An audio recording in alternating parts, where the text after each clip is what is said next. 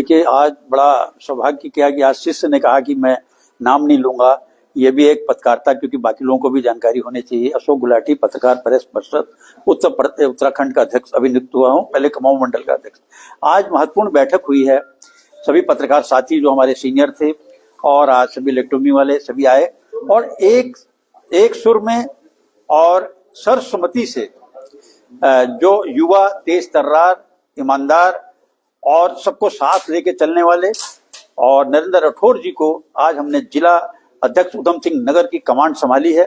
और जहां तक भ्रष्टाचार है, हम बिल्कुल सहन नहीं करेंगे। पत्रकारों का उत्पीड़न हम किसी कीमत पे बर्दाश्त नहीं किया जाएगा। और ये 18 साल से अधिक ये पत्रकार पर इंडिया जो है इस समय चल रहा है।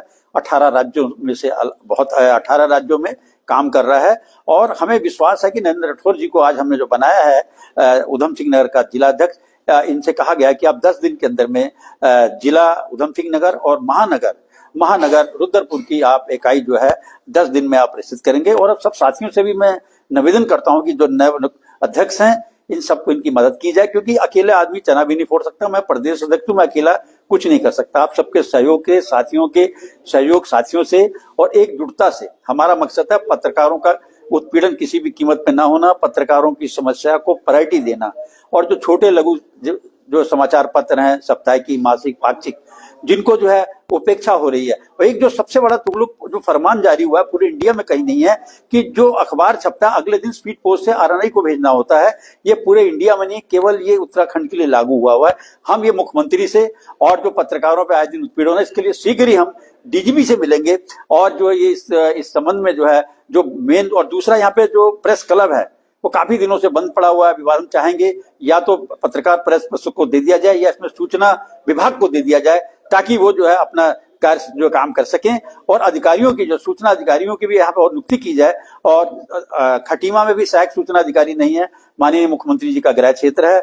आए दिन पत्रकारों को बहुत संकट उत्पन्न होता है। हम पूरी समस्या को लेके हम मुख्यमंत्री से और डीजीपी से मिलेंगे।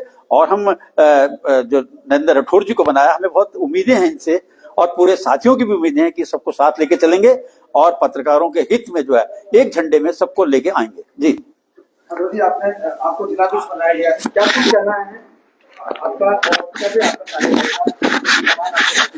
आज हमारे पत्रकार परिषद के जो प्रदेश अध्यक्ष अशोक गुलाटी जी ने जिम्मेदारी मुझे सौंपी है, मैं पूरी कोशिश करूंगा कि पत्रकारों के संगठन जो का गठन होता है जिस उद्देश्य के साथ, उसे पूरा किया जाए।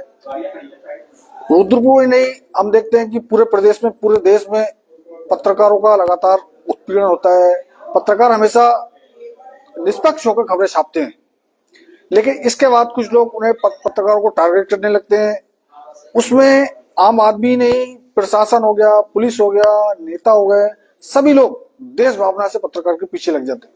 उनके खिलाफ झूठे मुकदमे भी दर्ज हो जाते हैं, मारपीट की घटनाएं भी होती हैं। हमने बहुत सारी घटनाएं देखी हैं। जैसे अभी बीच में हमने देखा था कि हमारे एक पत्रकार साथी थे दीपक शर्मा, जो कोतवाली में जाते थे कवरेज करने, तो वहां पुलिस उन्हें कवरेज करने से रोकती थी, क्योंकि पुलिस को लगता था कि कितने मामले आते हैं, उनका हर मामले का मुकदमा दर्ज नहीं होता है, लेकिन जब खबर छप जाती है तो उनकी मजबूरी होती है। ऐसे में उन्हें रोकने का काम पत्रकारों को किया जाता है।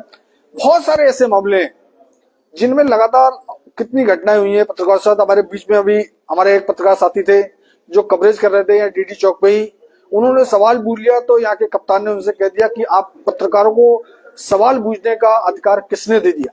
और इसके बाद 2 घंटे बाद उस पत्रकार की बाइक सीज करवा दी जाती है एक साजिश के तहत।